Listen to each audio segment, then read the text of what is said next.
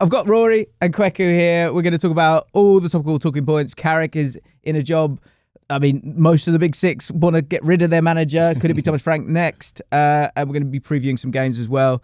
But we were talking about Saturday Social and how, like, you were just saying that you can't win, can you? No. You cannot win. You can only lose. You can only lose. Did you really lose with the Haaland clip, though? Did he lose? Yes. Great question. Yes, of the course ripple effect of that. I tell you, no, I 100% lost. But do you know what happened? I'll give you a great example of I how... think you got a lot of miles on that. I don't think you lost that. Not a in ripple way. effect, that was solid. No, it went viral. And if virality is what you are searching for, then I guess you win. But there's better ways, better reasons, reasons for going viral, right? No. Yeah, but there's a 5-0 win and there's a 1-0 win. A win is a win. Do you know what I mean? No, but I'll tell you who did really well out of that clip. You know when we said there's no losers? Yeah. Sorry, there's only losers and it's very difficult to win. I'll tell you who won that day. The Erling Haaland day. Do you know who really got away with it?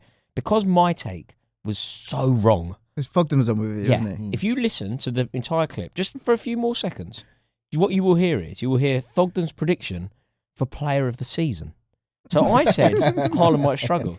Thogden's prediction for player of the season that year, and he really went into detail about the true and utter brilliance of Kalidou Koulibaly. Oh, wow. Really? I was in Napoli and I saw this. He has been one of the best centre-halves in the world for however long, and we are finally going to see him shine at Stamford Bridge in the Premier League. So you can win him. Well, he won. Saturday, he definitely... If I didn't do Haaland, we're still talking about Thogden Koulibaly, aren't we? Very possibly. But I think, the Haaland one was... how many times have you said sorry as a title? I mean... I know you've done it once on mine. But do you know what with it, James, as well, right? I think it's been blown out of proportion because I said he'd score 15 in his debut season, which I don't think is... I think it's because he blew it up. It's because he scored like 20 more it's because goals. he deserved the Ballon d'Or. The reason I think that was a win for you in terms of as a ripple effect, I would say that it was a win for you because it actually showed the way you look at it. Like, you will give your opinion in that moment in time, and that is how you feel in that moment. Absolutely. Yeah. You've got no problem being wrong about it. No. Which I think people forget that. The other thing is as well with it, James, do you know why I was so convinced? There was at least rationale. It was completely incorrect. And he deserved the Ballon d'Or, and I think he was robbed of the Ballon d'Or. But the rationale was we had seen players from Germany arrive in the Premier League and really struggle. We'd seen Kai Havertz come to Chelsea struggle. We'd seen Timo Werner come to Chelsea struggle. We'd seen, in a different way, Jadon Sancho come to the Premier League and struggle. So I was using the template of players that had scored goals and done well in Germany, not necessarily doing so well. Well, the rationale that you applied is the rationale that people are applying now with the Portuguese league, right? Yeah. With the Gyökeres thing and the Darwin Núñez thing. So and the Amorim. Amorim. So like it's not too far-fetched. The fact that he's gone on to do what he's done is the reason like why 44 goals or something crazy. Yeah. But like I don't hate the rationale. And to be honest, I was along the same wavelength. I didn't think 15, but I was talking to my mate about it. I was like, he'll do well here, but it's not going to be the same numbers as Germany. And you weren't alone on that. Do you know what, I remember we have little phrases when we end up talking about football, and one was like a couple of years ago was like the hits to lean. Like the people would go towards like this is the guy. I think it was Nicholas Jackson. It was one Turkey. a while back. It was Turkey in the Euros. Do you remember that? Do you remember Turkey in the Euros? Yeah. And that was when anybody that was wearing like minorly baggy trousers at the time, if they had sort of some like, so if they had some sort of like fairly trendy facial hair, they were definitely, over a flat white and a beanie hat, going to tell you about the brilliance of Turkey at the Euros. Just had a macchiato, by the way. But to that point, I was thinking there's a trend to the take sometimes, right? And what's happening right now is that so many managers are losing their jobs, right? And so in my sort of space, we're going, right, we need to do how every manager is going to set up for these different teams, right? And what's interesting, because I sort of felt it myself in my head, and I don't know if that was kind of by, the osmosis of all the takes that you hear from different people, or it's just the fact that Man United, for example, I've gone through so many managers that people are starting to get to a point where they're going, it's not all about the formations and the patterns, it's about the behaviours. So there's this new trend of like it being about the profiles of the players more than like the formations, which I've always agreed with.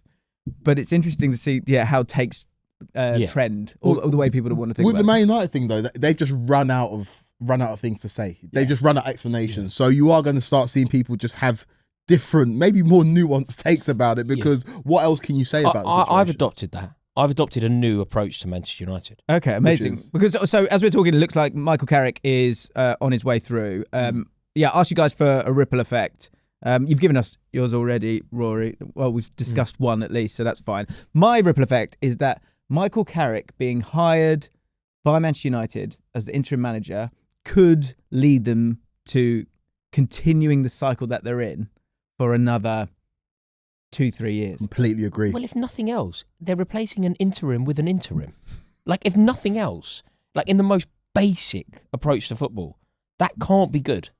And weirdly, this interim, there were runners for this interim, which I find interesting as well. But I guess the point is that whoever's getting it, it's Ollie or Carrick. It looked like it was Ollie initially, and they're going to get it to the end of the season. The reason I believe the possibility of this ripple effect is the fact that, say Carrick goes in, I think they've gone with Carrick because I think he's a sort of smarter option here, right, at this moment in time. Probably the better option. If you were going, this guy's got to be the manager forevermore, this is a better option, okay? The problem you might have is that he might come in, do a really, really good job, and you're going to get to May, and there's going to be this swelling of he has got to be given the job. Give him a chance. He knows the club. He could be our Arteta, blah, blah, blah, blah, blah. If you'd gone with Ole Gunnar Solskjaer, however well he does, there's always an out. You go, Ollie, that was unbelievable. You are an icon of this football club. We probably should give you a statue for the goal alone. But we know how this one played out. So we're going to give ourselves this hole. We've given ourselves 3-4 months now, and somehow we've got Enrique or whoever it might be. Tuchel, right? But if Carrick does too well and they get in the Champions League, which do you not think that you just extend the courtesy? Do you not think that you just go, what we are saying about Solskjaer, regardless of how well it goes, what we're saying about him, you extend that exact strategy to Carrick? No, it's slightly different. He's fresher. You learn from the mistake. It's a principle, isn't it? It's a principle. Don't get carried away with interims. Don't apply to Manchester United. It's a very emotional football club. There's a reason why the runners and riders for the interim job were all former Man United players. Yeah. Like, that doesn't happen at many other football clubs. And look at the way that Ollie got the job. Ollie at the wheel does very well. That night in Paris, he gets a job long term. Yeah. Even though he probably shouldn't have. And then you look at even Erik Ten Hag, right? Erik Ten Hag was supposed to go the season that they won the FA Cup. But he wins the FA Cup, and the emotional reaction to that was so visceral that he kept his job beyond the summer. With Manchester United, they are just a club based in so much emotion, and a club unique in the fact that, despite the fact that Amrin was struggling, in Old Trafford, they were still all backing him not to a man, but they were still very much behind the manager. So they are. I think with Carrick, they are going to back him. They're the reason that they gave Ten Hag the job, it was obviously the emotion of that cup final, beating Manchester United in a cup final is obviously huge. Stopped them winning a double off the back of winning a triple, massive. But part of the reason was because of their own failings. Part of the reason that he got the job was the emotion, but part of the reason was because didn't Tuchel say no? Didn't De Zerbi say no? Wasn't there like a list of managers that they went through that ultimately said no, that lent to a situation where they were boxed into a corner and felt obliged to give him the job? But I do kind of agree with what you're both saying here. They made a mistake in that. They're finished as the club. What was your new take on it? So my new take on Manchester United is, and I'm very late to this party. I'm sure that most people listening to this have got there already. But I take Manchester United so seriously as an institution, and I constantly get it wrong. I will constantly say, when I do my predictions at the beginning of the season, like, well, Man United top 4, outside chance to win the league. I'm conditioned almost into believing that. If I'm looking at the fixtures that weekend, Manchester United are playing at home to Brentford. I'm like, well, obviously Man United are going to win that. Manchester United are in Europe. Oh, they've always got a chance in Europe, Manchester United. I've been conditioned, perhaps because of my age, to believe that the institution of Manchester United will forever be a serious force. What has happened this season, I am now changing that. I need to see them through a different light. The ripple effect of everything that we've learned about Manchester United that other people have got to way earlier. Some people have got here with Van Gaal. Some people have got here with Rangnick. Some people have got here at various points. I am now there. I'm not taking them any more seriously than I am other mid-table teams. Do you think that that's where people got to with Liverpool in the early 2010s? In terms of Liverpool, this institution that dominated football in the 80s, and eventually we're a club that was struggling to finish in European places. Yeah. And I know Brendan Rodgers came in and had that one great season in 13-14, but maybe you're at where those fans, and this is why I disagree with that take. I think football is cyclical, and these institutions are so big, it will eventually come good. Omar Barada said that Manchester United will win the league by 2028. That but I believed it when he said it. It's not an insane, but it's not an insane take. Do you know why it's not an insane take? Because Arsenal finished 8th, 5th, and then finished. We're in the title race and we're 50 points after 19 games after finishing 5th in the league. People think that football takes a long time. It takes a long time to turn around these institutions. It doesn't. It takes the right man in the dugout and a few good players, and you can turn things around like that. It takes the right man in the dugout combined with the right support and the infrastructure at the club. And that, to me, is where Manchester United are just so far off it. The feeling around the ownership is pretty wild, and I think that's why I come back to that. Well, it'd be interesting if they learn from their mistakes, right? Because say you give it to Carrick, say he does very well, but again, both with Ten Hag and with Solskjaer, they made that mistake. Would they be smart enough to go, no, we've got our other guy? But if they do end up making that mistake again, they're going to be back in the churn. And because the mistake they made with Ten Hag, they've also actually made with Amorim and Ten Hag as well, in the sense of the reason they kept Ten Hag was that they went, well, he's only got a year left. And it didn't go well. But they, in that difficult moment, they didn't stick with him. Not for him to get it right, but just to give you to sort of break the cycle of it. But then they gave him a new contract. But once they'd given him that contract, that it was getting pretty poisonous. It was obviously very bad, but they could have hung in there with him just a little bit longer to give Ruben Amorim the best chance to do what he did. Yeah. And then they've done the same thing again. This so in fairness to Manchester United's infrastructure, though, and don't get me wrong, I have no love, and I'm not creating any kind of force field around Barada. Just Sir Jim Ratcliffe, like appalling. That when Ineos took over, it was supposed to be like the end of the Glazer era, and they were going to be a new side, a new approach altogether, and it's been a disaster. But we need to cut them a tiny bit of slack here, simply because they couldn't have predicted that Ruben Amorim was going to press the self-destruct button the way he did in that press conference. But I think that's an indictment on the board that he should have gone after Grimsby. You lose that game, you should go. The optics were terrible. Tottenham was the line. Tottenham was the line. Tottenham was the early one. Grimsby was the actual one. The fact that he's gone off the back of a disagreement with Jason Wilcox doesn't sit right with me. It's like the result should have meant he got the sack, not the fact that he fell out. But he quit, didn't he? It wasn't a quitting. It was he forced himself into a corner where he had to be sacked. But then why are we all sitting here and assuming that? And this is where you have to differentiate. Why can't Carrick be the guy?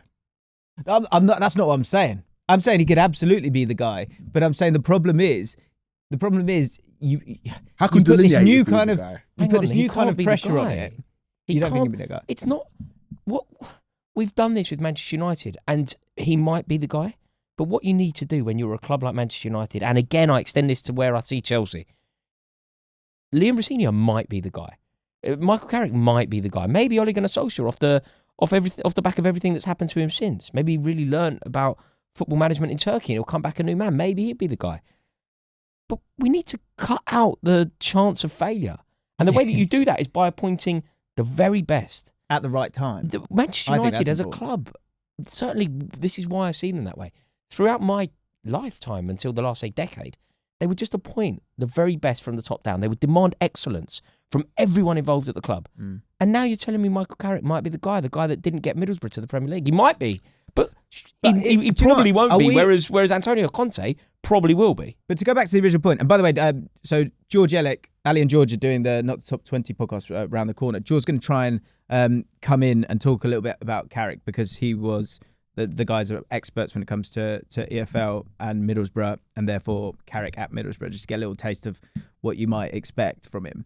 But this idea of the guy, I think is really interesting right now. Like, obviously, we're both Chelsea fans. We're going to talk about Rosenior and if he could be the guy.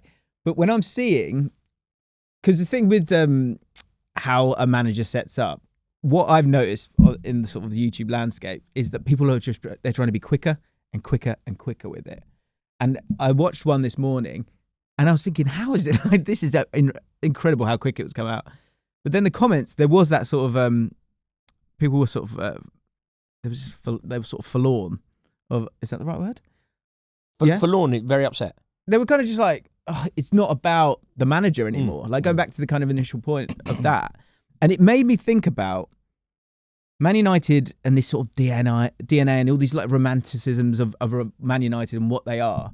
But then I thought, when Man United, if they were to look back at their history, even though just their Premier League history, right, and winning of titles, right, in the modern era, what we need to get to is thinking about building a squad that has all the elements that those Man United teams have, because it's really easy to do from a romantic point of view. And when I've just been thinking about this literally on the way in, but when you think of the great Man United teams, or just full stop, a Premier League winning team, right?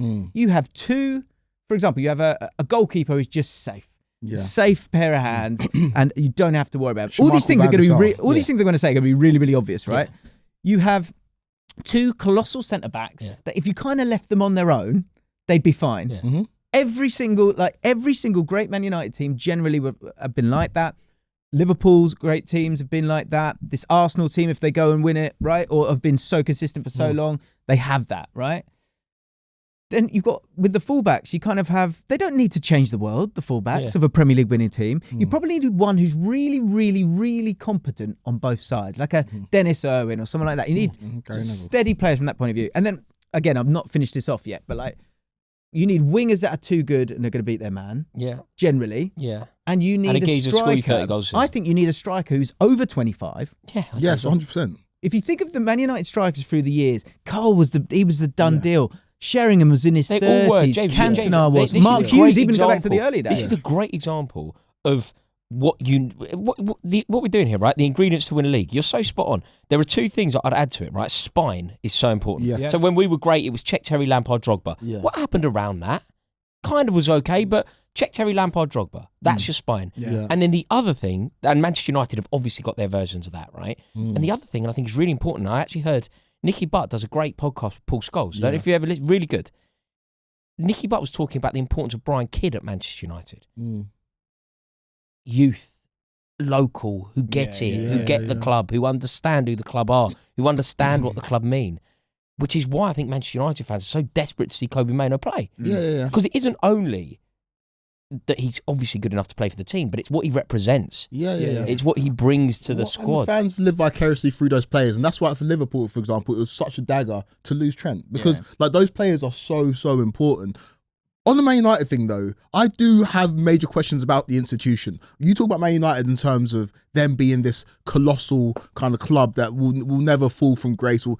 But I look at their history, and 13 of their 20 titles were won under one man. The majority of the others were won under another man, Matt Busby. And in between Busby and Ferguson were years of fallow years of relegation, of not winning trophies. And even in the Ferguson years, the institution of Man United, in terms of the way the club was run, there was still Glazer out protests in the last 6 or 7 years of Ferguson's reign. So I question the solidity of the institution. I look at Liverpool, for example. They've come up and down, but Shankly succeeded there. Paisley succeeded there. Dalglish succeeded there. Benitez to an extent succeeded there. So did Klopp. They've won titles under different managers. They waited 30 years, though. They did wait 30 years, but there was also a Champions League in the midst of that. Whereas Manchester United, I look at them as an institution, I say, how solid is the foundation? Was it not just built in the image of one great manager? Because before Ferguson, they were miles off of it. But I think you've realised now that, especially in 2026, it cannot be just one person. But why not? So, you're right, it can't. And we are now in the era of sporting directors, which is why when Amorim was talking at Manchester United saying, I'm the manager, you're like, wait, no, you definitely aren't, because you, Ruben Amorim, are almost the public face of the modern version of football. At Sporting, you operated with Hugo Viana. Hugo Viana was your sporting director in that city. He was your sporting director, and you were very happy in that. And now you're asking for more control and more power at Manchester United than you ever had at Sporting. And in the same breath, he was saying, and I'll do that for 18 months and I'll be gone.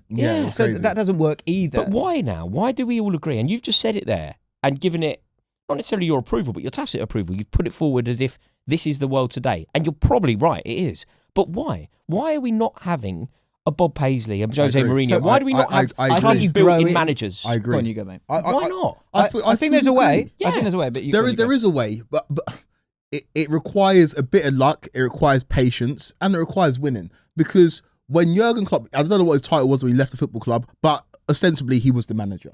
But when you first come into a football club, you have to prove it. Yeah. You have to prove it. You have to earn the respect. Pep Guardiola might be down as Man City's head coach, but he's the boss. Obviously the manager. He's the boss, and he signs off on everything. Yeah. And so if you come in and you get success and you bide your time and you politic correctly, you will eventually become the manager. But you, Ruben Amorim, Man United, who finished 15th, can't come in and say, I want to be the manager. What evidence have we got to provide to say that you should be the man that leads us into this new era? I feel like Arteta, for example, Arteta is the Arsenal manager. Like you can talk about Berta being there, making decisions, and Edu before that, but Arteta signs off on everything. He's the boss. He changed that football club and it's now built in his image. And so you have to kind of work with the people above you, and managing upwards is a huge part of being a head coach and manager. Yeah, you're a statesman, and that's why I think Tuchel will struggle in any job that he goes in. Managing upwards in your initial years is the biggest part of the job. I think upward management is a huge part of a head coach. I think you can still have those guys, but they have to, there's a sort of distance they have to grow. And it's a mix between them being so good and you have such trust in them, but also a little element of desperation can help as well. Because you come in, you prove what you are, who you are, and then from a head coach you can grow into a manager, and you can have that power. To Arteta or Jurgen Klopp or Guardiola, if they're not happy with the people above them, the sporting director or whatever, they'd go. Yeah, but you have to grow to that. You're saying you have to grow, and in the examples that you're referring to, you do have to grow. So, for example, Michael Carrick, if he were to ever get the power that we're talking about here, the power that, say, Mikel Arteta has, Carrick will have to earn that at Manchester United. Of course he will. What I am arguing for, and I don't understand why this is completely gone. If Liam Rosenior ever wants the kind of power that was wielded once by Jose Mourinho at Chelsea, he will have to earn it. Yeah. Why can you not just appoint a manager that has earned it previously? So who do you believe is the best managers around at the moment? Non-negotiably. Diego Simeone, Antonio Conte, Unai Emery. Appoint a manager like that. And just if Chelsea were to appoint Antonio Conte, okay, we're very sour with him before, but he was a great manager, one of the best I've ever seen, one of the best in the world.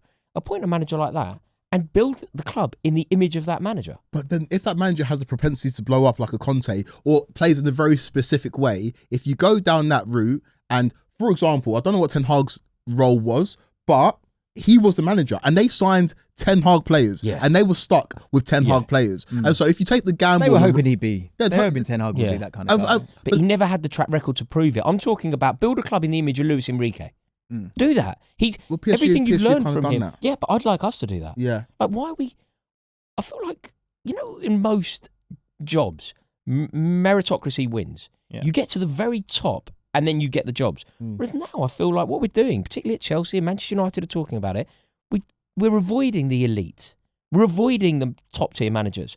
Manchester United, arguably the biggest institution in this country in a footballing conversation, are going to give either Ole Gunnar Solskjaer or Michael Carrick the job. Let's be totally frank here. Neither are good enough for the job, really. Neither today are deserving of that job. And Liam Rosenior getting the Chelsea job is possibly the most undeserving managerial appointment in Premier League history.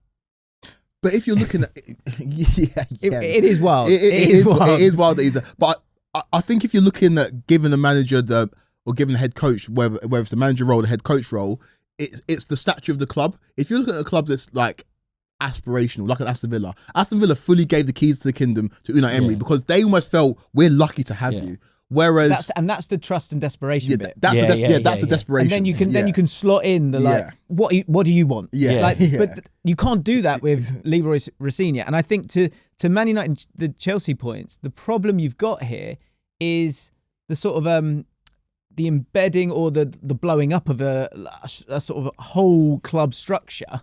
Man United and Chelsea are both trying to be kind of sensible to a point of going, we're sort of looking at it from this point of view, and these are all the systems that we're having and processes that we're having in place, and this is how it should work. Because in any other business, a guy who's sort of like 2/3 of the way up of the org chart, it's weird for them to have that power that you're talking about. But in football, it can work.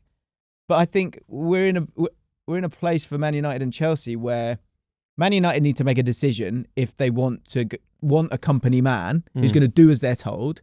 because they need to embed the way that they want to have him. Because so far they've sort of wanted Ten Hag out, then backtracked on it, then completely changed it halfway through the season to a guy who plays a completely different style, when really the way that your team should play overall should come from the top. Yeah, to a point.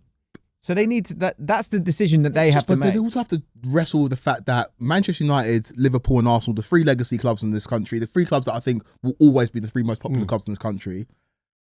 There is a craving for success, but success that comes in a certain type of way. I think that's a myth. I think it's a myth. There's an amazing amount. I'll give you a good example to prove this. Right, Tottenham Hotspur are probably one of the biggest clubs in the country whose fans truly believe that there is a very particular way of playing. Mm-hmm. West Ham United fans adopt a similar thing, West Ham way and all that. Tottenham, you know the spirit of Glenn Hoddle and Ozzy Ardiles, and I remember when Gareth Bale was running the wing, they would sing he was born to play for Spurs. They really believe that there is this like very particular Tottenham way, and Glenn Hoddle was a player. Glenn Hoddle is a manager. They're the famous five: Nicky Barmby and Teddy Sheringham and Ilya Dumitrescu. They really did have like that. And that manager, by the way, was gone by November. But they really did. But Tottenham fans do believe that there is a very particular way to. Yes, I think until Jose Mourinho was their manager, and they thought they were going to win silverware, and then it didn't matter. So you know these institutions that believe that we have to play a very particular way to entertain. Yes, entertaining. Winning is entertaining. If you win, it doesn't matter. No, it does matter, because if you look it doesn't. If Arsenal were to win the league, okay. So ask Manchester United fans, and again, it's slightly. If Ruben Amorim had won the league, they wouldn't care that he plays five at the back. They wouldn't care. But ask Man United, Jose Mourinho, ostensibly on the face of it, did a very, very good job at Manchester United. When he said finishing second was the biggest achievement in his career, he was not capping. He was being serious, as well as in his first season winning the Europa League and the League Cup. Ask Man United fans, the ones who go to the games, what they think of Jose Mourinho. Yeah, because he didn't win the league. If he'd won the league, it would have been a very different story. No, because they don't feel glory in second, and also the club was in a far better place then than it is now. They've had another decade of no success. They felt like Mourinho was going to bring success, and they felt like if he didn't, someone else would, because it was still very recent in the memory that they were the best team in the country. To kind of maybe smoke out the answer here, at Arsenal, if they win the league this year, they will wholeheartedly deserved it, right? Mm-hmm. Will it have been swashbuckling football? No. They didn't care. They didn't care when it happened will under they Graham. Care? Will Arsenal fans care? They didn't care when it happened under Graham. Graham. It's almost not for us to answer, I guess. No, I think we can answer it. They'd be mental if they cared about the way that they won the league. Yeah, no, and that's a fair point. Yeah, fair point. That's Arsenal with the example of maybe teams, fan bases adopting a different mentality when it comes to the way they want football to be played. But I do think there's a core in certain football fans, and Chelsea are the opposite of that. Yeah, we just want to win any old way. I think you're really, really refreshing in the sense of like, go get the best. Like, stop thinking. We're all maybe thinking about it too much. Mate, just go get the best manager. Mate, go win the game. Do you know what? Sometimes I feel like do you know when I feel like I'm going mad? I'll give you a good example. I was talking to Adam McCullough, Manchester United season ticket holder, Manchester United fan, devoted. Absolutely. And he went to me, I wouldn't have Antonio Conte anywhere near our club. Oh, I understand. And I went. He's literally. Why not? He just doesn't like him. He thinks he's poisonous. He thinks that it wouldn't work. He is undoubtedly Antonio Conte in the most unflattering way to Conte. He would be top 5 managers in the world at the moment. Yeah, maybe. Yeah. I don't want him anywhere near my club. But there is a madness in all of us, right? It's like, what are we doing? But there's a reason why managers like Mourinho, Conte, Tuchel worked at our football club, right? We were built, in terms of modern Chelsea, we're built in a slightly different way where we almost prefer a 1-0 shit house. Yeah. That is heritage. Like, we love those kind of games. The 3-0 against Barcelona was nice, but a rubbish when the goal's actually offside. That's what Chelsea heritage is. Whereas those clubs, Man United, Arsenal, Liverpool, firstly, it's the style of football, in my opinion. You might be right with the Arsenal thing. Secondly, there is a craving for a tenured manager. They are craving the manager to be there for 10, 15 years. And at Chelsea, we have to hold ourselves accountable. Part of the reason why some of these managers don't work out is that we turn very quickly. And whereas Arsenal, Arteta finished 8th, 5th. At Chelsea, he would have been gone after the first 8th season. If you look at Jurgen Klopp, he struggled initially at Liverpool. That fan base, or those fan bases, want a manager that feels like their manager is there for a long time. Our great successes have come in seasons where we've sacked the manager halfway through the season and then won the Champions League. I was talking about it last week with Paul. I think this is my thing now, so no one take it. There's like stick clubs and twist clubs. Yeah. And I think Chelsea are a twist club. For sure. And it worked. Like it worked. Impact manager. Man United, you're right, are a stick club. They're desperate for a guy that's going to be there forever. He's going to wear the suit. He's going to they're going to back a lot of managers because it took Fergie. Because Mark Robins saved Fergie's career, they're going to back a lot of managers that don't deserve backing in the way that Arsenal, because it's taken Arteta a little while to get it right, so many clubs, fans are going to go, can't sack him now, Arteta got it right. Like, but the one thing I come back to is that squad is not good enough. Like that squad, you have to get to a point where, again, we're going right, what does a Premier League winning squad look like? It's good enough to beat Brighton in the cup at home, though, isn't it? It's good enough to beat Grimsby away from home, isn't it? It's good enough. It's good enough to not be where, exactly. But like, right. Again, It's go through Man United. League. Anyone in that squad who doesn't fit that remit of could Yoro be a Saliba? I'm not saying Saliba today, but could he get to that point? In heaven, can he get to that point where that's your two? If there's no possibility of that happening, then you have to get rid. It probably can happen, but do you know how it happens? It happens with an amazing manager who comes in and goes, right, this is how it's going to work. This is what we're going to do. And the only manager that can sprinkle that sort of stardust on players to elevate them. But surely you're putting too much on one guy then. That's I my don't thing. think I am. I think that most successful football clubs, like, think about title wins, every title win. You can almost trace it directly back to the manager. And then I'd say the jewel in the crown of that, where the manager was so responsible for the title win, was Antonio Conte's Chelsea team. Yeah. That title-winning team of 2017, it was so clearly the manager taking the team and elevating it to champions. Victor Moses and Marcus Alonso are our wing-backs. Like Michu Batshuayi scored the winning goal in the season. Yeah, you know, like, we went to Atletico Madrid and beat them away.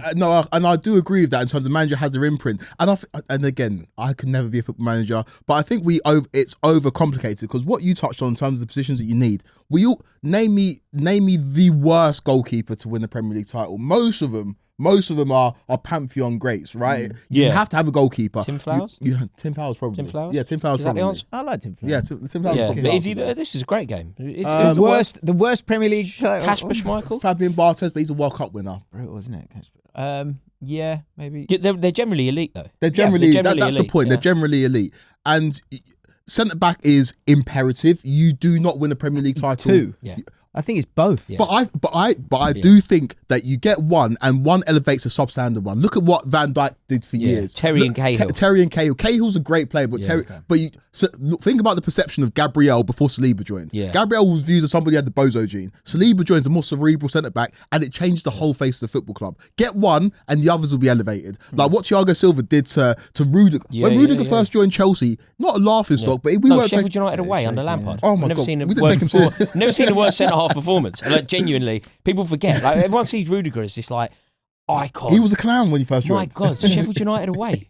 I've never seen a performance like it. Could be like career-ending. But like Silva elevated all of that. I think two's ideal, but I think one's enough. The striker, I'm sorry, you don't, unless you can come across an Erling Haaland, you don't actually need a top striker who scores you 20 goals to win the league.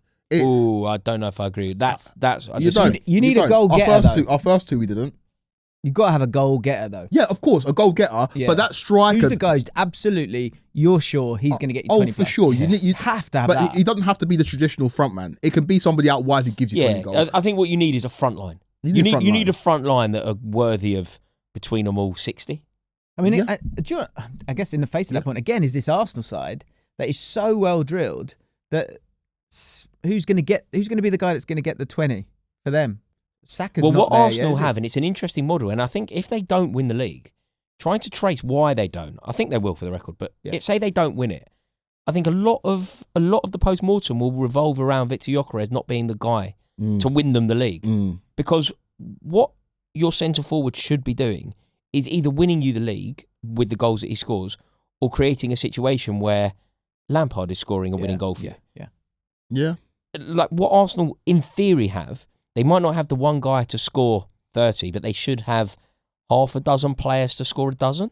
Yeah, sound about right? They've got a lot of good guys in the right age ranges, actually. Where like Declan Rice can step up for you, or Trossard can step up for you, or Saka. All comps, you'd be looking at 6 of their players getting double digits. Yes, yeah. All comps. Yeah. Gabriel being one of them. Gabriel being one of them. We can go through it. Like Saka, yeah. Yeah. Rice, yeah. Rice, yeah. Rice should be, but he won't. Do you know it's tough? Rice- It's tough. Eze's been disappointing in terms of goal output. It's the only flaw in his game. I think he's only got 4. Yeah, he doesn't. It's the he's only never flaw been in his amazing. When you The think of how only good he flaw is, in you know, his if I was his friend, be going, mate, you're the best player on the pitch. Just shoot. Like, you've got a great eye for a pass. You can pick your spot perfectly. Your corners are pinpoint Beckham-like. Can you pick out the top corner the way you can pick out Gabriel's head? I know. Yeah. Right, Rory's gone for a wee. And perfect timing. George is waiting outside. This is George Elek, if you don't know, from Not the Top 20 podcast. Himself and Ali are using a studio around the corner. So I've pinched you just for a quick chat, if that's all right. Yeah. About Carrick. Yes. Looks like he's going to be the interim manager. We have spoken about so many things around him. In terms of him at Middlesbrough and what Man United could get from him. Yeah. Obviously, there's a whole different spotlight they'll have to deal with, different players competing against a different level of players as well. But are there some elements that you think you'll end up seeing at Man United if he's got it to the end of the year? Yeah. It's quite weird to be talking about a sacked Middlesbrough manager as being the new Manchester United manager.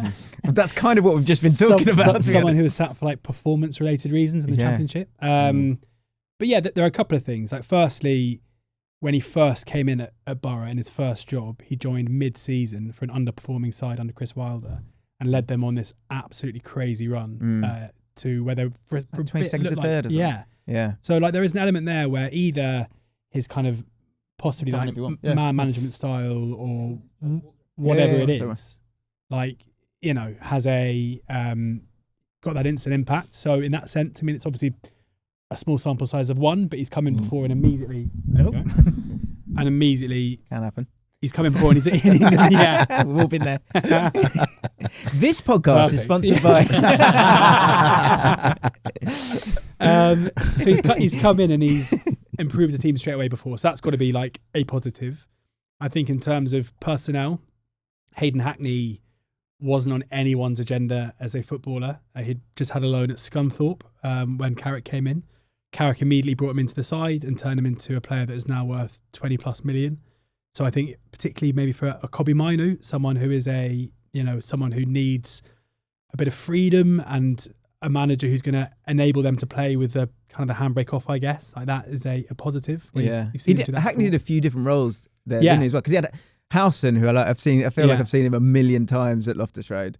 Like, he would be the sort of sensible one alongside him at different times. But it's interesting with Hackney as well. A criticism early on in Hackney's career was that he wasn't mobile enough, similar, I guess, to Mainoo in some phases. But as now, he's an absolute workworkhorse and he gets up and down incredibly well and has the quality to break the lines with his passing ability. He scores goals as well. Like, he's, Carrick is.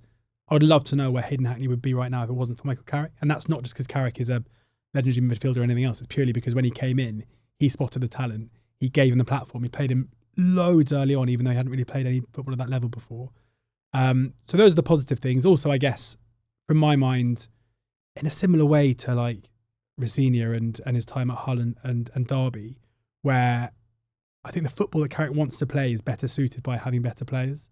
I think at Championship level, it's very, very hard to play patient, possession-based football where if you don't necessarily have the players who are able to break down a low block consistently. Right. I think when you come in at, certainly, with Premier League players, that is a style of play, especially if you've got centre-backs who are more comfortable playing out from the back. Whether or not United have that, I'll let you decide. But like, it should work better. But one issue I've got, and a couple of issues maybe, Borough fans, by the end of his tenure, were done with the style of play. Where like it's boring, it's too patient, it's too possession focused. We don't want this anymore. And secondly, the defensive numbers, the underlying numbers defensively were always really poor. Like, he never really felt like he could find a way to be a team that would dominate the ball, but also restrict the opposition to nothing. And they're, even in that amazing run early on, like, they were still conceding a lot of goals, and he was winning games kind of 4-2, 4-1 rather than keeping clean sheets. So yeah, I wouldn't say I'm like overly in, but there's some positives there. How do those two things work in terms of? And again, this is my like remedial footballing brain. He wants to just use the word remedial. You got me that bad. He wants to keep the ball, and it's kind of boring football, and the fans are done with it. but then his teams were also vulnerable and susceptible to conceding goals. How did that work? Playing eye line Really? does you'd often get caught out in possession in that way. Is that a personnel issue though?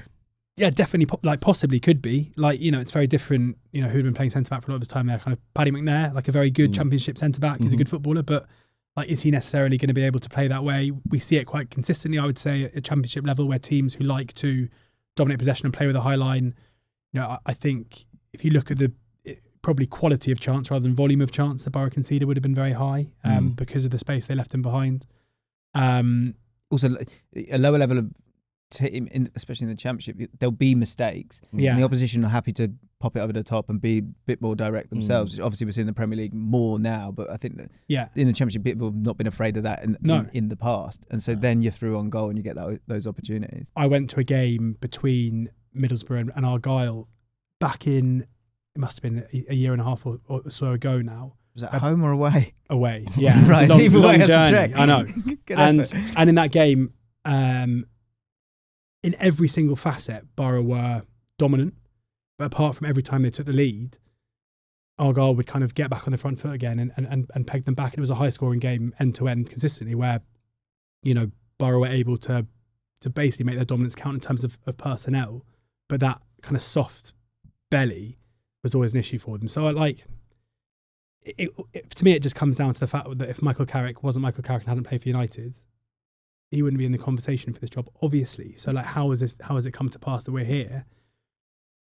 And the fact remains that if he gets off to a good start, there's going to be calls for him to get the job full time. But I don't see, because I understand what you're saying in terms of if he wasn't Michael Carrick, he wouldn't be in line to get the job. But if Mikel Arteta didn't play for Arsenal, he wasn't Mikel Arteta, he wouldn't have got the job.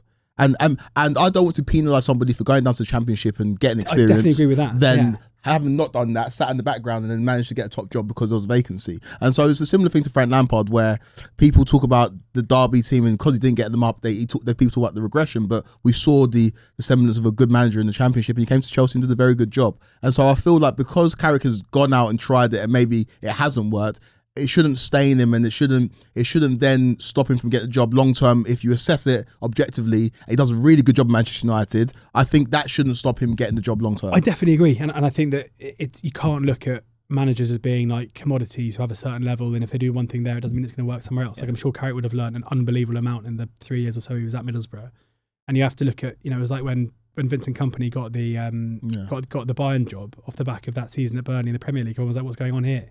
He just managed a relegation team. It's like, well, no, look at what happened at a level below. But when he had the best squad in the league and he was able to create this incredibly slick, passing, rampant team, which is what he's now doing at Bayern Munich. So I definitely agree with you that he shouldn't be punished for that. I think also the thing to remember is that Vincent Kompany and Carrick, as human beings, the experiences that they've had and the rooms that they've been in, that means that when you're stepping into that, you're not, Chris Wilder did this. I like Chris Wilder, but Chris Wilder did a similar thing with Borough where he came in, did really well for a bit. But again, he wouldn't be involved in that. And if he was, despite being 10 times more experienced than Michael Carrick, he would have he will have never have been in that kind of spotlight. And Carrick, at the very least, has seen all of that. Yeah. So and there's probably an argument as well that elite players are better at coaching elite players. I know there was that. It's always kind of the thing where Glenn Hoddle talks about how he was always the best player at any team that he managed when he was managing Swindon stuff. But it's probably a similar thing where, for Carrick, coming in and wanting to play a certain way, but not necessarily having the tools to do it. I totally agree. Carrick not succeeding at Borough doesn't necessarily mean that he won't be an elite manager in time. And I do definitely think that the way that he wants to play and the fact that it wasn't overly successful at Borough doesn't necessarily mean it won't be at Manchester United. And yeah, certainly Hackney being one, but Chuba Akpom is another one whose career trajectory completely shifted as soon as Carrick came in, where he was basically scored 30 goals in Championship season playing as a 10. And that's what United need, right? They need someone to come in and breathe a bit of life into their misfiring attacking players, but they also need to sort out their defence, which is something that he wasn't really able to do over quite a long period at Borough. Thank you, George. Cheers, guys. Thanks Cheers, a lot. mate. Cheers. Nice Yeah, good Pop it in.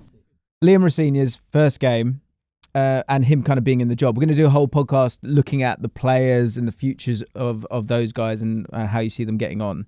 But in terms of Rosenior, stepping into it. It's Charlton.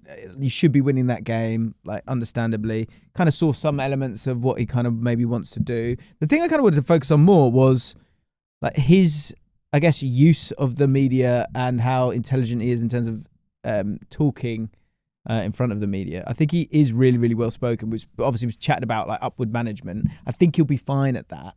His management of the fan base. I'm getting the eyes from you, Rory, so I'm going to come to you. I'll answer this question. Is there any way that, I need to say Leroy again, Liam Rosenior can win you over? Yeah. Okay. Yeah, I mean, how does he do that? I mean, win some games. Like, just win some games. I mean, 100% ideally win some trophies. But I think a lot of Chelsea fans have adopted a very neutral standpoint. I think he's got the backing. I don't think that there is a passionate hostility towards him. Do you have a passionate hostility? I don't have a passionate hostility, but what I do recognise is that he's a company man. What I do recognise is that he is Blue Co's man. And I think it's weird to say, I am Blue Co out. I want Egbali out of the club. I want nothing to do with Blue Co anywhere near my club. But I will wholeheartedly back Liam Rosenior. The two go hand in hand. So, of course, I want Chelsea to win games of football.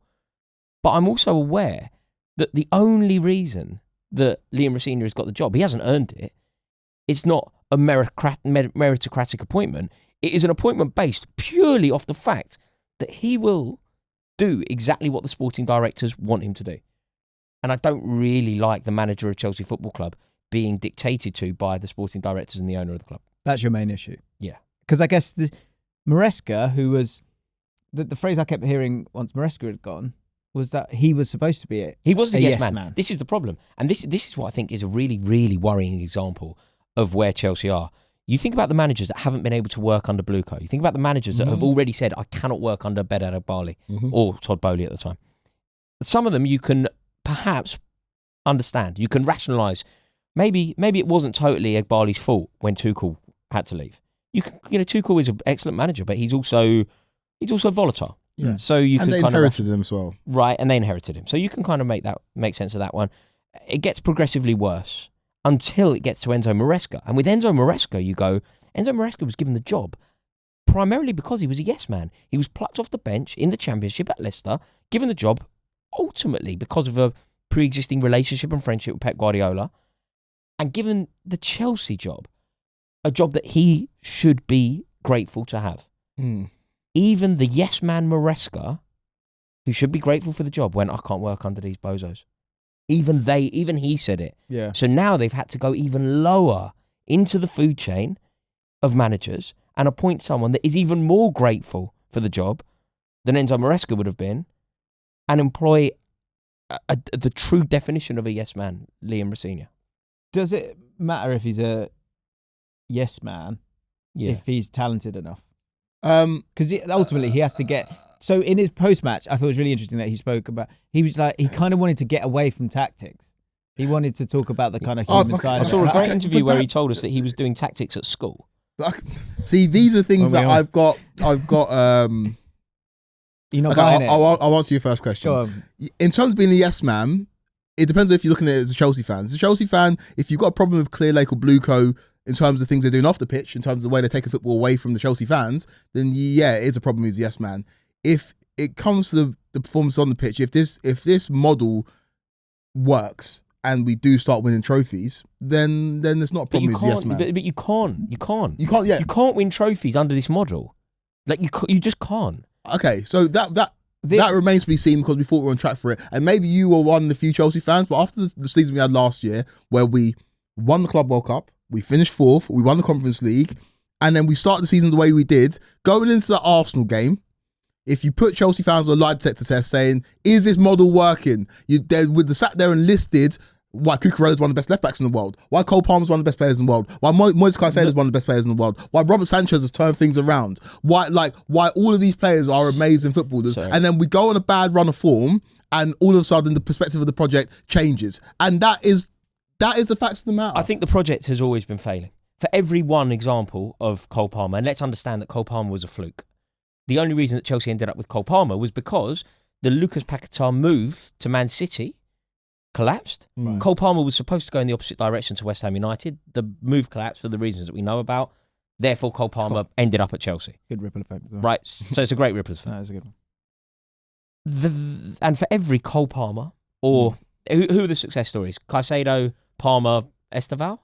All cost money. They're the success stories, right? But for every success story, there are 10 Dario Isugos. There are 10 David Datro Fofanas. Has that hurt you in any way though? Like, yeah, in terms of what the club can build, absolutely. But And just to qualify, why does that bother you? Because it's a slightly different. It's with slightly different lick of paint, and it's under a less successful ownership group. But we under Roman used to send players out to Vitesse for fun, and no one cared because we were winning trophies. No one cared about the no name. No one cared about Michael Mancian. No one cared about any of these players. Yeah, whoa. Lots of people cared. Yeah. Keep me off that, especially. No, look, I think. Sorry. Charlie, one guy. Charlie Colkett, to take it away from Michael Mancian. Charlie Colkett going out to Vitesse didn't matter because we were winning league titles. Yes. In the way that Kevin De Bruyne being sold now reflects terribly, but we won the league the year he was sold, right? The problem is now that when Abramovich was doing those things to Vitesse and whatever, the ambition was still to win the league. Yeah. Whereas what's happening now is the ambition is not to win the league, and this is the worry. Okay, so say they turn around and in the summer said, okay, fuck it. Here you go. Here's a bone. We're going to throw you a bone. Here's Osimhen. Will you then change your mind about the model in terms of the other players that we're bringing in? I mean, that would be, if that were to happen, then the model would not be in effect the way that I have an issue with the model. Can I just point something out here? Because I think when I speak about this, I think people, Chelsea fans in particular, think I'm very negative and they have a pop at me and they think a lot of what I'm saying is hyperbolic. Could you just Google, James, on your laptop, Jose Feliciano, who is a co-owner of Blueco and a co-owner, therefore, of Chelsea. If you Google Jose Feliciano, Chelsea quote. Puerto Rican music in. Chelsea quote, Jose Feliciano. There is a quote about building a successful brand and a profitable brand. And the key line is, it has nothing to do with the events on or off the pitch. Nothing to do with the team winning or losing on the pitch. Ultimately, what we're trying to build is a long-term sustainable business that can increase in value significantly. And that means a lot more than winning or losing on the pitch. I'm sorry. I'm sorry. Yeah. I'm so sorry. Can you see why I'm hostile to Blueco? Can you see why I'm hostile to the... Following on from that point as well, where you are right, is that they can claim that and they can say that. It's like, okay, well then do it. We're the only club in the Premier League without front of shirt sponsor. How does that tally up? Whilst they how does that line and do you know what? We haven't got a front of shirt sponsor because they want maximum value. Right, and they can't get maximum value. Because to get maximum value, they have to get more than Arsenal got. And obviously, I wouldn't even think that we're worth more than Arsenal. Right. But they won't accept less. So you combine all of that language about the Chelsea football team not being the priority. The first 11 winning silverware is not the priority, he told us. Then you think CFC LDN, which is this kind of rebranding of Chelsea, away from Chelsea FC, which is our name. CFC LDN is what you now see. That's how we're referred to. There is constantly talk of moving stadiums, and ticket prices are going through the roof. So much so that you were bullied into, if you were a season ticket holder and you wanted to buy the Champions League games, you couldn't buy your seat one at a time. You couldn't even buy your seat for one game here and there. You bought them all at once, which means you're shelling out, what, 400 quid? Bang. You owe me 400 quid today, pay it. If not, you can't have them. It's like, wait, there is something massively wrong with what's going on. And look, the model of the club is a problem, but this is a broader point of Blueco. I've got no issue with Liam Rosenior. I really hope it works for him, and I like him away from being Chelsea manager. But he is the public face of Blueco. And Blueco, it seems to me like they are intent on destroying what I consider to be Chelsea Football Club.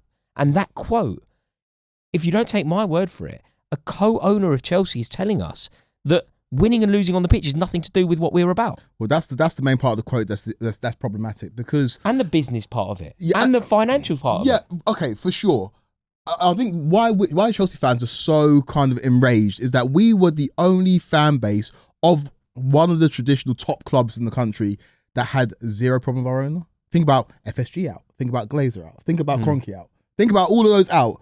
And we never had that. We sung our owner's name at the stadium. And we lived some of the best moments of our life because of that man. Of course, Chelsea won trophies before Abramovich, but in terms of the big trophies, he took us to a different place. And so for us to adjust to this now, where we actually hate our owners, is such foreign territory for Chelsea fans that we don't know how to deal with it. We didn't even hate Bates, not really. No, not really. Not really. Like, even when he's trying to electrify us. Like, we didn't even hate him. No, then. we didn't. We didn't. But now we're in a spot where there is a deep hate for this ownership group, but then we forget, right? Because we are a club that were built in the image of Abramovich and we won trophies, and sometimes he made decisions that we didn't like. He sacked Ancelotti after Rafael Benitez, manager. Yeah. He did some crazy things. He sacked Frank Lampard and brought in Thomas Tuchel, which at the time Super League. we were all of that.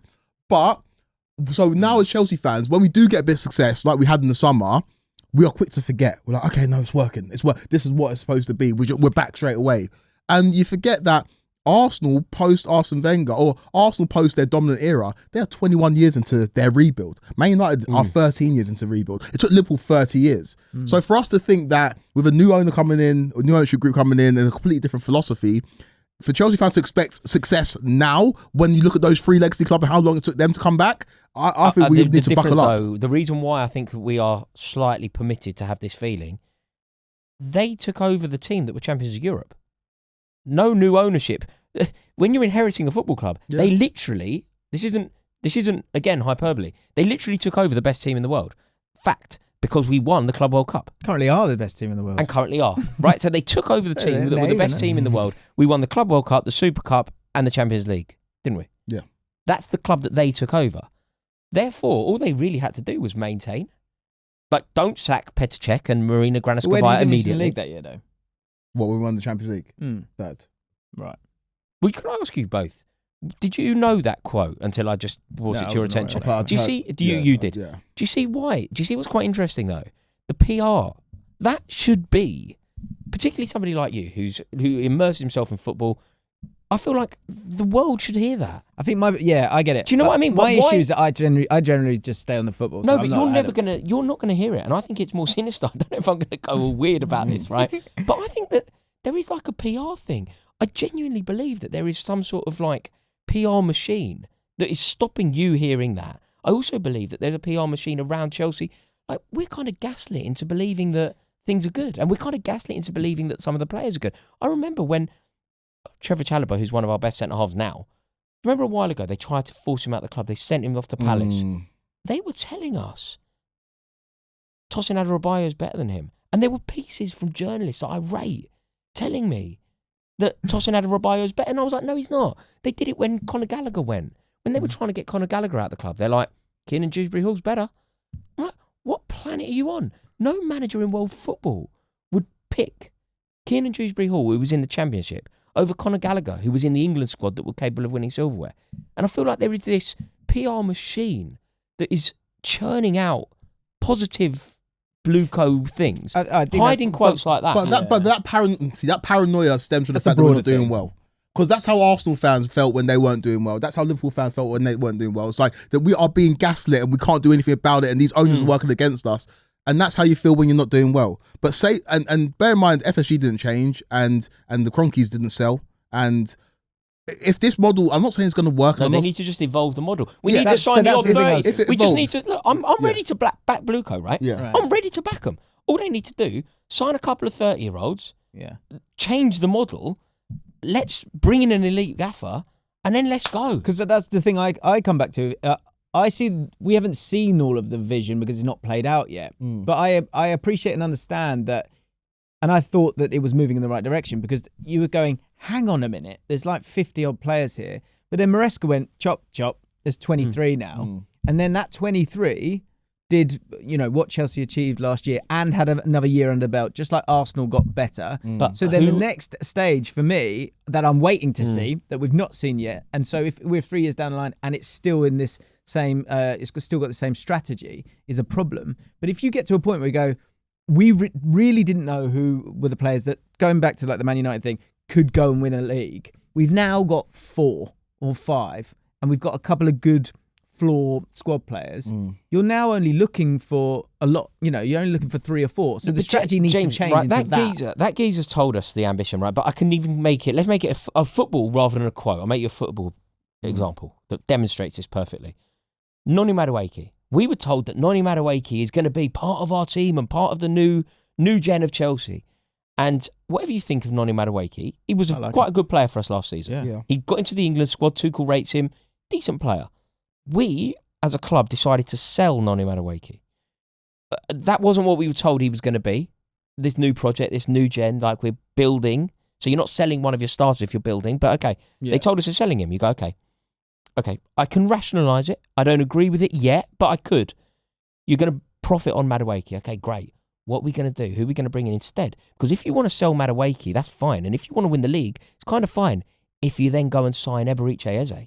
Eze's going to leave Palace. He's just driven Crystal Palace to their first piece of silverware, beating Guardiola in the process. Madueke is going to leave Chelsea. We are going to go and sign Eberechi Eze, elevating the options. Great. I'm on board. What you don't do is sell Madueke, allow Eberechi Eze to go to one of your biggest rivals, and then you go and sign Jamie Gittins, who doesn't get in a dreadful Dortmund team. You're not. We needed to sign players on the final day of the season, and we did. It's situational, though. We signed Rory. Buonanotte. It's situational, though. Garnacho. It's situational. Gittins. If Arsenal were to sign Jamie Gittins, there'd be a different kind of gloss about him.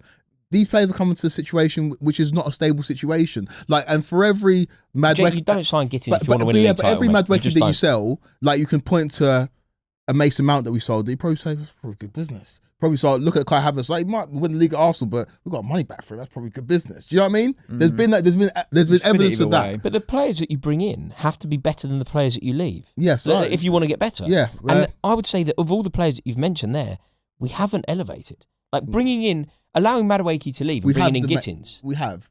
Cole Palmer's an upgrade on Mason Mount. Have you brought in Gittins and Garnacho with that Madueke money? No, not quite, no. But it's not miles off, is it? No. And you've got Esteval knocking about as well. Yeah.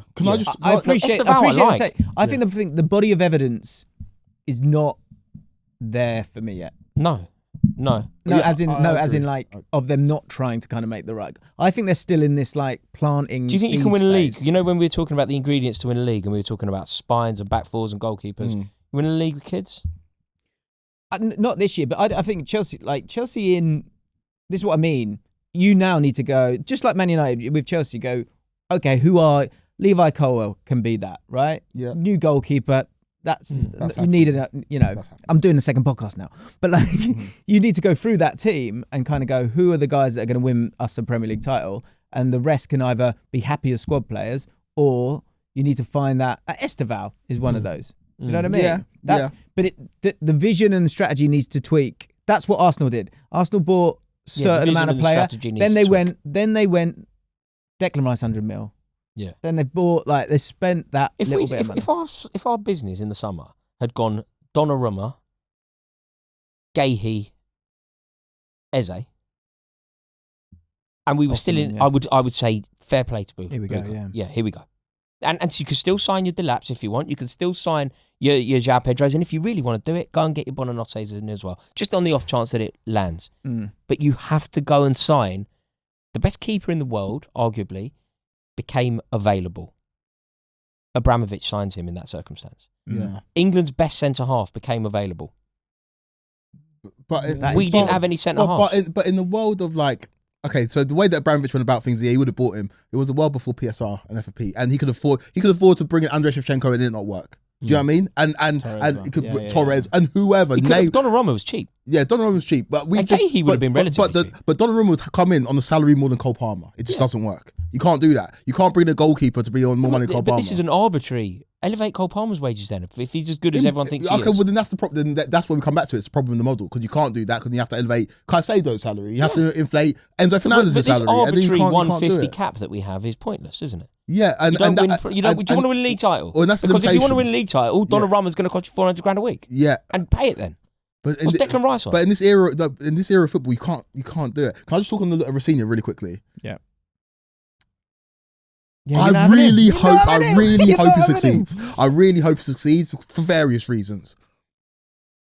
But when I hear him talk, I feel like I'm hearing a manager who's cosplaying a manager. I know. Do you know what I mean? I feel like I'm just like he said he had yes, and like the way he walks and the way he's. I'm like just be you. Don't be what you think you're supposed to be. Done an interview, Joe Cole, it was a brilliant interview, and he said something about I'm a bit mental, I'm a bit crazy. I'm like. brother, like, just be you. Just like, I think you are a great communicator. And having talked to people who cover League R, they said, yeah, he's got something about him. But like, don't say what you think you're supposed to say, and don't sit there and almost invoke memories of Mourinho by saying, yeah, I'm a bit arrogant. I'm like, you don't need to do those kind of things. Just be you. And to his credit, Maresca was him, and people weren't enthralled by his personality, but he was him. I feel like Rosenior, at the moment, I'm feeling like he's cosplaying a football manager. And even do you know what he's a bit? I agree with you, and it's so stupid, but you're so right. I think some people, and I really hope they don't, because I've interviewed him, and I remember interviewing him thinking, fucking hell, he's brilliant. Same. But I think people could get the ick with him. Yeah. Because of everything you've said there. He's like, and this is me saying this so I can say it. For Chelsea, he's a bit home counties. Do you know what I mean? Whereas he's just a little bit home counties. Like, and I'm not. And we said this last week. The difficult thing is he can't glow up too much, because then you're doing the Potter thing. Yeah. And it's even the glasses. Like the glasses. I was going to say, I feel like you bought them. Yeah, I'm an adult now. Yeah. But I don't want to do watch this. Get clipped and he wins us a treble next season. But great. What he has got, though, the opportunity he has got is what previous Chelsea managers have done. He's in the semi-finals of the Carabao Cup. There's an opportunity, and I know Arsenal are a great team. I think. Yes, James. Do you remember that? Di Matteo's unbelievable goal, man. We played Arsenal in VR, and do you know what? There's an amazing memory about that. I remember reading it in Dennis Wise's trophy. In Dennis Wise's book. Do you know what Vialli did? So his first game in charge of Chelsea was a semi-final against Arsenal. And we're at home. We're losing from the first leg. Oh God, you're playing Arsenal this week as well. We're playing Arsenal. Wow. Do you know what he did? Do you know what Vialli did in order to relax everyone on his first game? In the changing room before the game, he gave everyone a glass of champagne and went, look, you're playing for Chelsea against Arsenal in a League Cup semi-final in a packed full house that's going to be televised around the world. Enjoy it. Dan Petrescu scores, and as he runs off, you can lip read him. He goes, what a fucking goal. When he's celebrating his own goal. Oh, yeah. I've seen that, what a fucking goal. Wow. Mate, it was amazing when Di Matteo scored the goal of his life. And we went on to win the cup.